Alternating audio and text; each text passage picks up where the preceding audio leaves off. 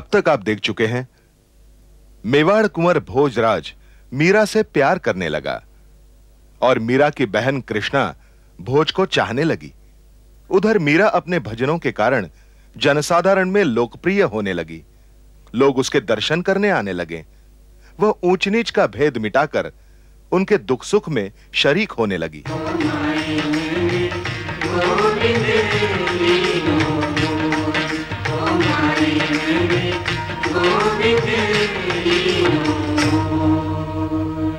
मीरा के ताऊ राजा वीरमदेव को मीरा का यह आचरण अच्छा नहीं लगा। किसकी होली जला रही हो तुम? हमारी मर्यादाओं की, हमारे सम्मान की या राष्ट्रीय संस्कारों की? पत्नी ने समझाया तो वीरमदेव का क्रोध समाप्त हो गया। मीरा संत रैदास की आवाज सुनकर उनसे मिलने के लिए निकल पड़ी।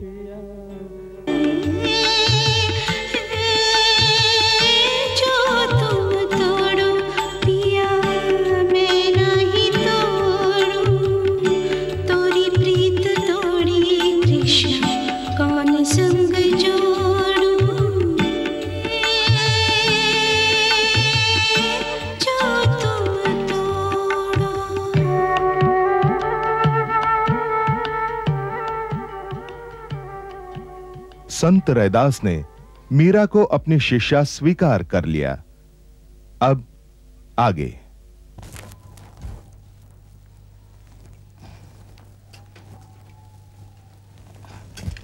मीरा, तुम कमरे में बंद अकेली कैसे बैठी रहती हो? अकेली कहाँ हूँ? मैं तो अपने प्रियतम के साथ हूँ। मैं तो दूर हूँ। क्या कहा? हाँ? कुछ नहीं, मैं कह रही थी बाहर का मौसम कितना अच्छा है, हवा एकदम ताजी और शुद्ध। ऐसे में कहीं बाहर चलने को मन नहीं करता? हाँ, करता तो है। चलो छत पर चलते हैं। छत पर खुलापन कहाँ है? छत पर खुलापन नहीं है? नहीं, मैं कह रही थी कहीं और क्यों ना चले?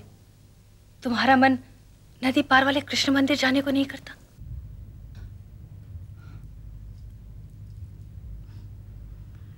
करता तो है। वहां मेरे कृष्ण मुरारी जो है। वहां मेरे भी तो। तुम्हारे कौन है? कोई नहीं, मैं तो बस यूं ही। चलो ना। चलो।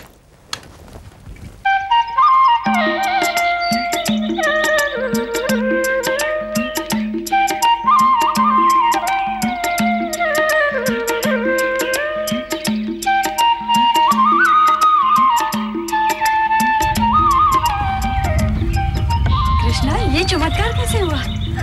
किसने की ये साफ सफाई?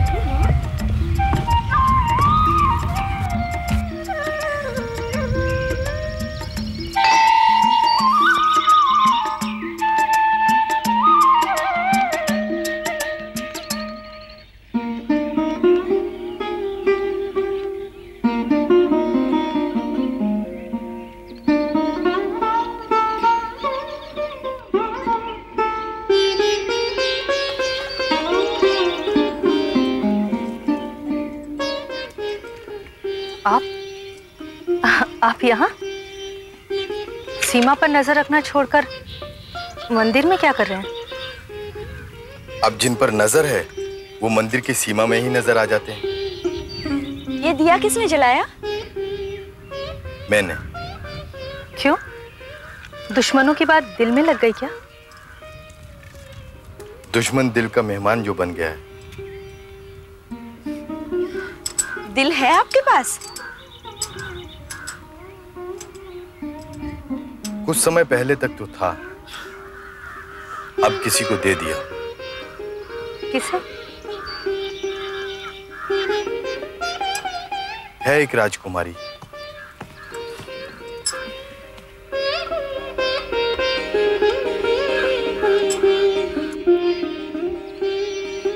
सोच समझकर दिल दिया है ना, वरना दिल की लेन देन में पूंजी कुछ नहीं मिलती। प्रेम की पूंजी मिलती है इस लेन देन में। जिसे दिल दिया है उसे बता दिया। हिम्मत नहीं पड़ रही है। आप मदद करें तो शायद बात बन जाए। प्यार करते हैं तो डरते क्यों हैं? क्या क्यों नहीं देते? आप बुरा मान गई तो? मैं क्यों बुरा मान जाऊंगी? क्या पता आपको ये प्रेम संबंध स्वीकार न हो सकता है वो पहले ही स्वीकार कर चुकी हो। ऐसा संकेत मिला तो नहीं? आपने समझा भी तो नहीं।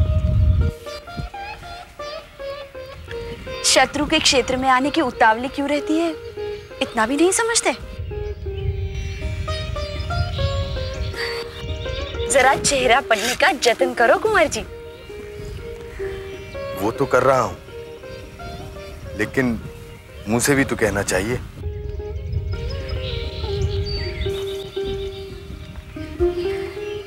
ऐसी बातें किसी तीसरे के सामने कही जाती है क्या?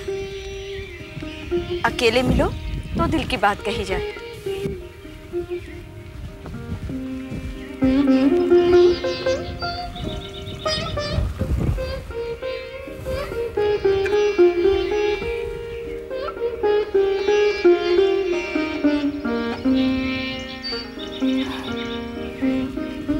बुद्धू हो।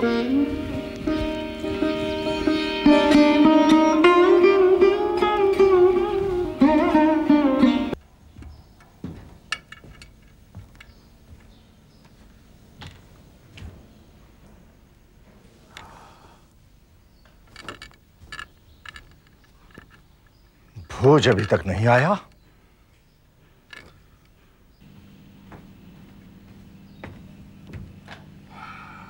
प्रणाम बाबा साहब। आशीर्वाद। किस चिंता में है आप? जोधपुर के राठौड़ों का विरोध अपनी चरम सीमा पर पहुंच रहा है। बाबा साहब, आपने मालवा और दिल्ली के सुल्तानों के विरुद्ध 18 युद्ध लड़े और जीते हैं, फिर इन विरोधियों की चिंता कैसी? पड़ोसियों का विरोध दूर के विरोधियों से अधिक शक्तिशाली होता है भोज। तो आपने क्या सोचा है? हमारे पास एक योजना है। कैसी योजना बाबा साहब?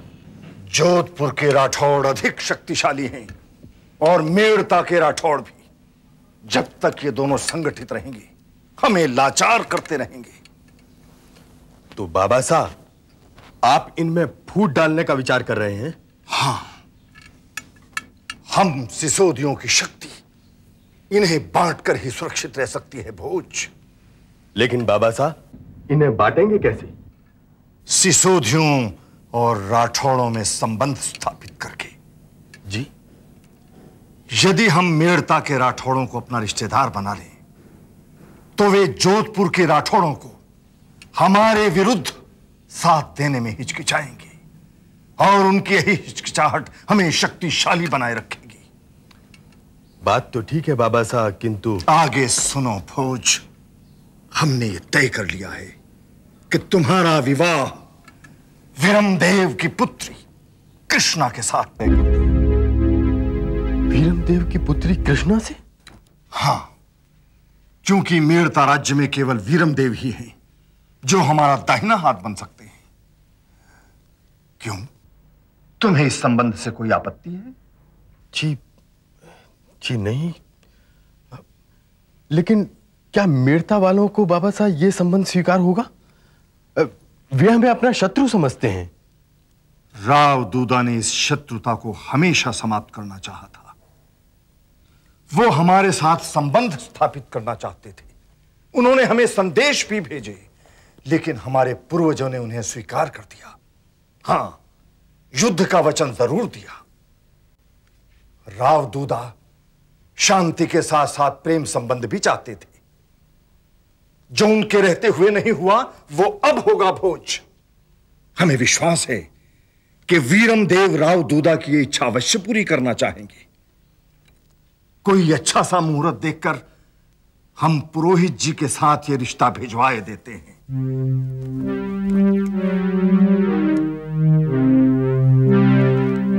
मैंने तो कुछ और ही सोचा था, किंतु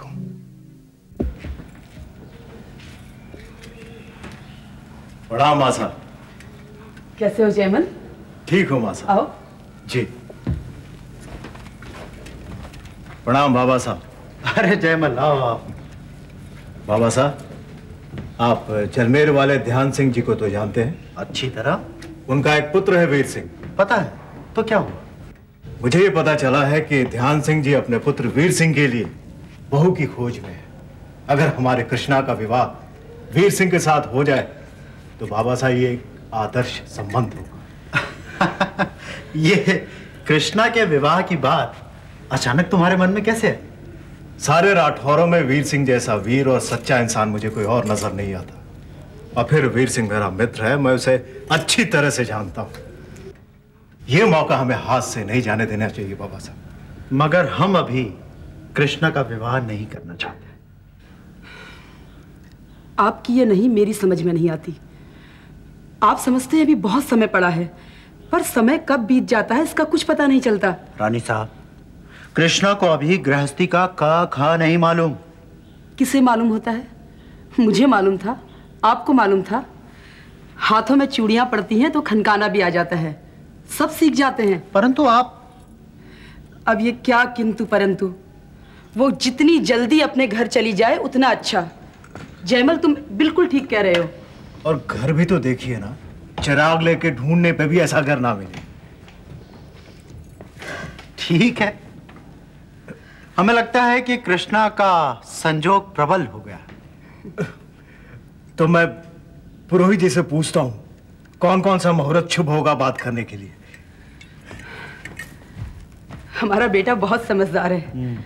कृष्णा का विवाह हो गया तो मैं समझूंगी मैंने गंगा स्नान कर लिया। जय भैया, एक बात बताइए, आप हमेशा इतनी जल्दी में क्यों रहते हैं? हमेशा इतनी जल्दी में तो नहीं रहता हूं, पर हाँ आज जरूर जल्दी में हूं। पुरोहित जी से मुहूर्त निकलवाना है। क्यों? यज्ञ करना है? तुम्हारे विवाह का यज्ञ। विवाह? मेरा विवाह? किससे? एक दुश्मन। दुश्मन? हाँ भाई, जो तुम्हें हमसे छीन के ले जाएगा वो हमारा दुश्मन ही है। दुश्मन तो जय भैया का एक ही है, मेवाड़ कुंवर भोज। टुकुर टुकुर क्या देख रहे हो? नजर लगाओगे क्या? मुझ कुरूपा को कहाँ लगेगी नजर? नजर तो तुम्हें लगेगी। ठहरो।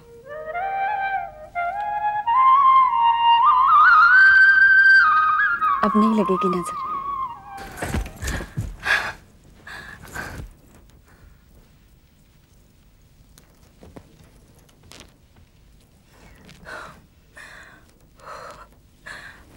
तुम्हारी सांसें इतनी फूली हुई क्यों है?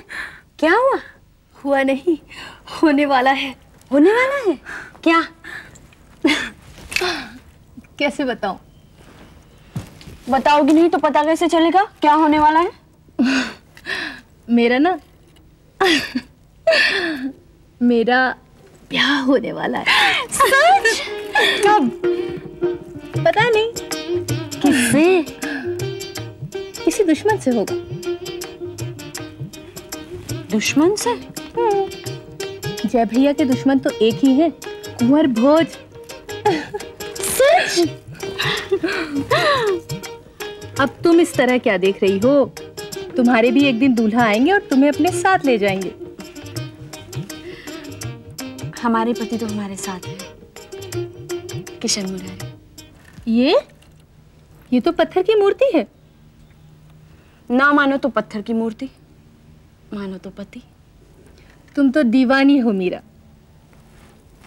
तुम भी दीवानी हो जाओगी जब तुम्हारे पति तुम्हें पास लेंगे, तुम्हें प्यार करेंगे।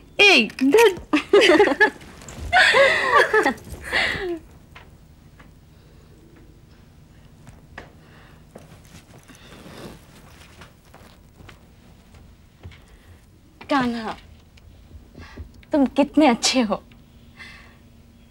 तुमने दो प्रेमियों को मिला दिया। नहीं सुमेर सिंह, नहीं।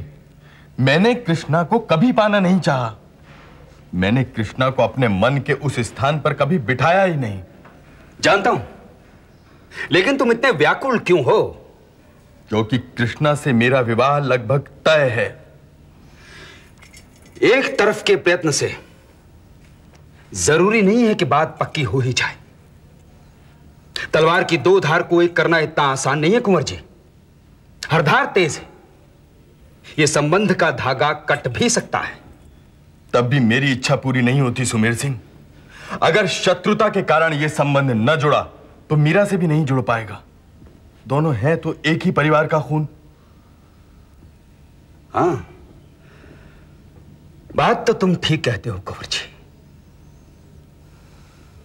लेकिन एक बात और हो सकती है। अगर प्रेम दोनों तरफ इतना ही गाढ़ा है तो हो सकता है कि मीरा वीरमदेव को तुम्हारे लिए मना ले। हाँ। प्रेम की अग्नि तो दोनों ओर बराबर जल रही है। मैं जानता हूं, अगर मैं मीरा के लिए तड़प रहा हूं तो मीरा भी मेरे ही सपने देख रही होगी।